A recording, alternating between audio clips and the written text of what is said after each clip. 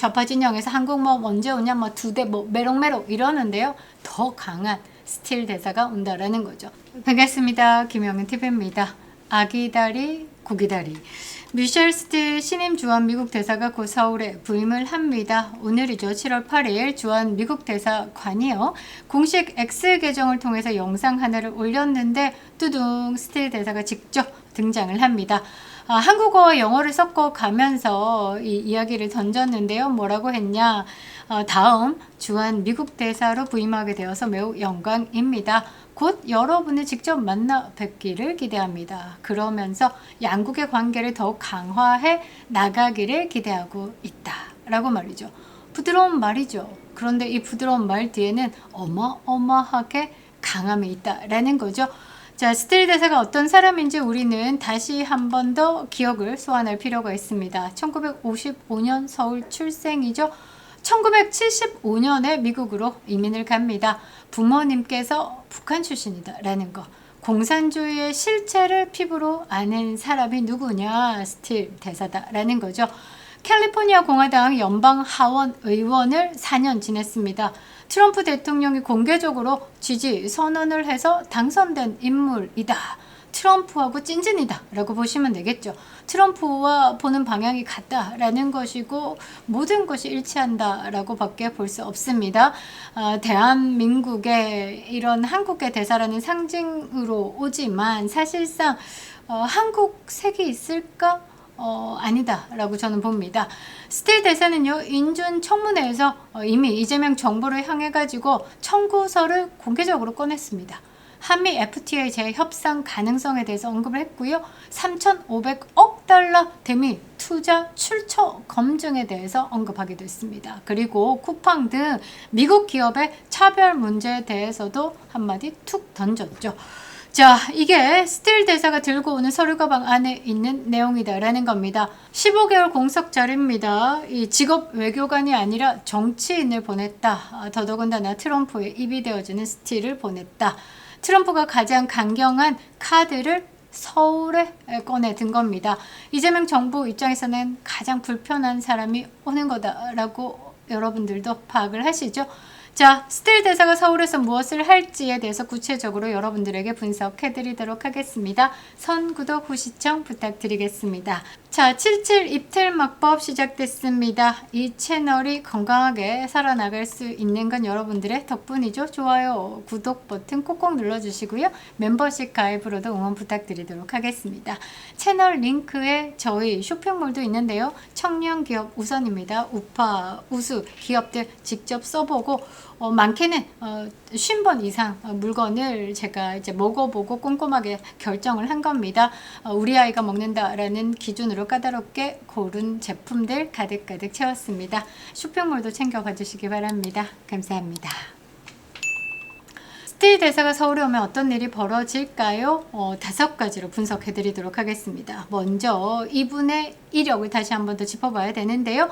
공화당 의원 시절에 스틸이 집중적으로 다룬 이슈가 뭐였는지 알면 부임 후에 행보가 그대로 그려진다라는 거죠. 미국 기업이 해외에서 차별받는 문제에 대해서 목소리를 냈었습니다. 그리고 중국 공산당 해외 영향력 확대에 대해서 견제 메시지를 꾸준하게 냈습니다. 북한 인권도 물론이고요. 표현의 자유도 민감하게 반응했습니다. 그리고 무역 불균형에 대해서 지금 미셸 스틸은요, 대한민국 국민이 아닙니다.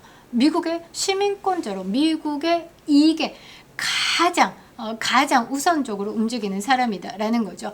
자, 이 5가지가 스틸의 의정 활동의 핵심이었습니다. 지금 대한민국에서 이 5가지가 모두 동시에 터져 있습니다. 그것과 일치한다라고 보시면 되겠죠. 하나하나씩 짚어보도록 하겠습니다.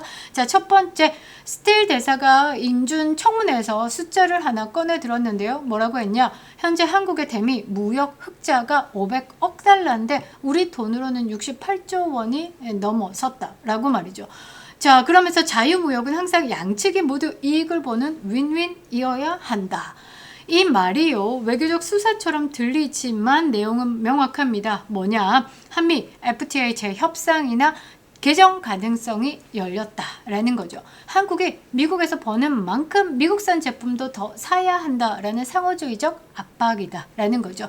자, 여기에 비관세 장벽까지 꺼내들었습니다.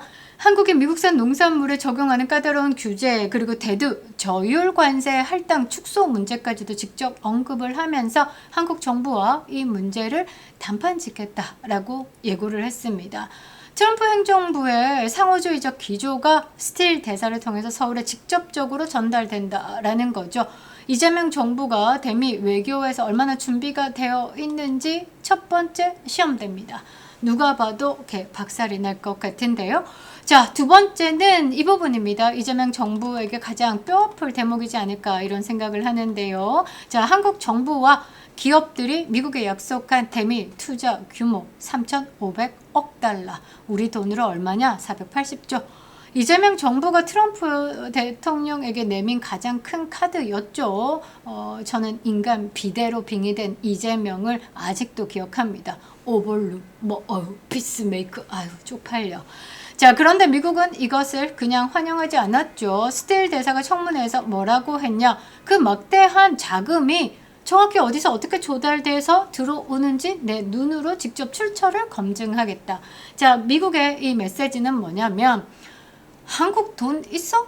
니네들 혹시 중국 돈, 중국이 가지고 있는 달러들 이렇게 받아와가지고 미국으로 투자하고 너네들 되게 목덜미 잡혀가지고 이 중국에게 미국의 뭐 기술을 뭐 탈취를 시킨다든지 지식을 이식시킨다든지 요따오 짓거리 할 것 같으면 애초에 와서 말아라 라고 경고를 보낸 것이 아닐까. 자, 단돈 1달러까지 출처를 확인하겠다라는 겁니다. 말로만 480조 원이지 실제로 어디서 나오는 돈인지 따져보겠다라는 겁니다. 자, 미국 상원 외교위원회에서 민주당이죠. 진 오샤인 의원이 한국의 투자 계획이 말만 앞서고 불투명하다는 의혹을 제기했습니다. 스틸 대사는 여기에 답을 했죠. 부임하는 대로 투자 집행 정보를 미국 의회와 투명하게 실시간으로 공유하겠다. 약속한 투자가 지연되거나 차질을 빚으면 강한 압박을 가하겠다라는 신호죠. 이게 무슨 의미냐? 이재명 정부가 삼성과 하이닉스, 삼전 닉스를 불러가지고 호남에 반도체 클러스터를 만들겠다라고 약속했습니다. 그 투자의 일부가 대미 투자 공약과 연결될 수 있다라는 거. 기업을 정치 논리로 움직이면서 미국에 약속한 돈이 어디로 가는지 스틸 대사가 낱낱이 들여다보겠다라는 거. 미국의 냉혹한 신뢰주의가 이재명 정부의 정치 공작과 정면으로 충돌할 지점이다라는 거죠. 저는 또 다르게 보고 있는 게 이미 미국 의회에서요, 중국 악영향에 이제 대한민국이 어떻게 그 악영향 속에 쌓여져 있는지 보고서를 올리라라고 했습니다. 정치적 논리로 지금 움직이고 있는 대미 투자권이 이제 호남 클러스터로 빠지는 부분과 그리고 약속한 대금을 마련하기 위해서 중국 돈을 가지고 온다든지 하는 상황이 발생하면 안 되겠죠. 그것에 대해서 우리가 대단히 지켜보겠어 라고 미국 의회에 이야기를 한 것이다 라고 저는 해석을 합니다. 자, 그리고 스틸 대사가 청문회에서 쿠팡을 직접 언급했는데요. 후덜덜합니다. 공화당 빌 해거티 의원이 한국 정부의 온라인 플랫폼 규제가 쿠팡 등 미국계 기업을 타겟으로 차별적 규제를 하고 있다라고 질타를 하자 스틸 대사가 확답을 했습니다. 뭐라고 했냐? 미국 기업들이 한국 기업이나 중국 기업에 비해서 불이익을 받거나 불필요한 장벽에 막히지 않도록 부임 즉시 한국 정부 통상 책임자들과 만나서 이 문제를 해결하겠다. 와우. 확답을 했습니다. 그리고 7월 7일 시행된 입틀막법, 미국이 이미 13차례나 반대 의사를 밝혔고 미국 국무부는 비자 발급 제한 그리고 금융 제재 가능성까지 언급했습니다. 자, 스틸 대사가 부임 직후에 이 법을 가장 먼저 꺼낼 카드 중에 하나를 올려놓을 가능성이 높다라는 거죠. 미국 시장에서 한국 기업들이 누리는 자유로운 접근권만큼 한국에 진출한 미국 기업들 또한 동등한 대우와 시장 접근성을 보장받아야 된다. 이게 스틸 대사의 원칙입니다. 그런데 이미 13차례의 경고장 안에 이런 문구가 있습니다. 한국과 기술 협력이 어려울 수 있다. 지금 입틀막법이 시행되는 환경에서. 자, 얼마나 강하게 나올지 쫀쫀합니다. 자, 그리고 네 번째, 무스탄 대사 자유 탄압과 부정선거 의혹에 대해서 아마 스틸은 애들로 뭔가를 던질 것이다 라고 생각을 하는데요. 자, 지금 무스탄 전 미국 대사 출국 금지 사태, 이게 이재명 정부가요 대단히 미친 짓을 하고 있는 것이 아닐까 이런 생각을 해봅니다. 미국의 전직 대사를 잡아두고 있는 초유의 사태다라는 거죠. 미국 입장에서는 이렇게 잡아두면 인질이다라고도 해석할 수 있습니다.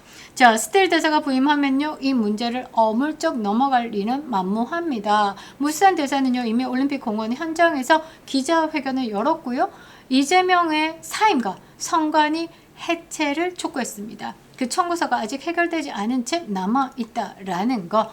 6.3 선거 투표용지 부족 사태와 부정선거 의혹, 그리고 잠실에서 지금 28일째 이어지고 있는 시민들의 재선거 요구, 현 정권의 사법 절차와 자유탄압 문제에 대해서도 스틸 대사가 예의주시하면서 공식 문제 제기에 나설 것으로 보입니다.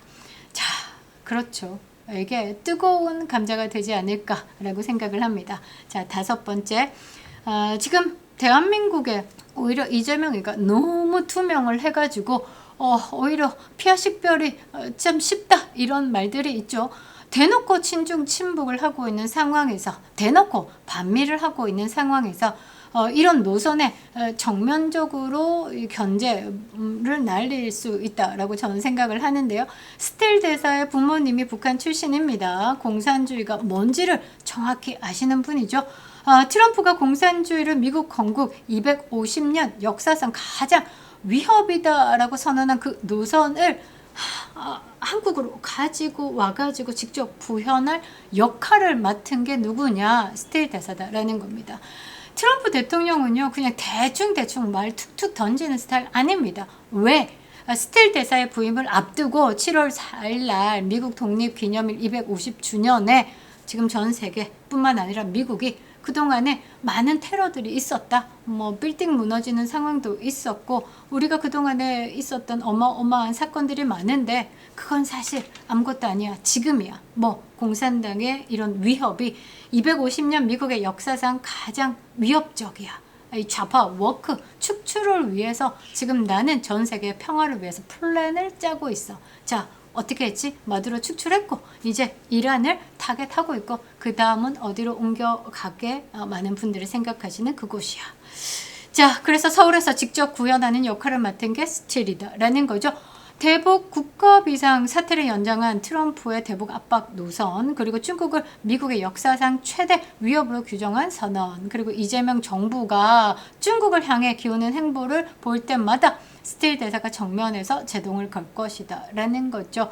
자, 이재명이가 슈슈를 외치는 그 앞에 트럼프의 가장 강경한 카드가 지금 서울에 온다라는 겁니다. 결국은 뭐냐? 트럼프의 메시지가 왔다라는 겁니다. 여러분들 뭐 좌파 진영에서 한국 뭐 언제 오냐 뭐 두 대 뭐 메롱메롱 이러는데요. 더 강한 스틸 대사가 온다라는 거죠.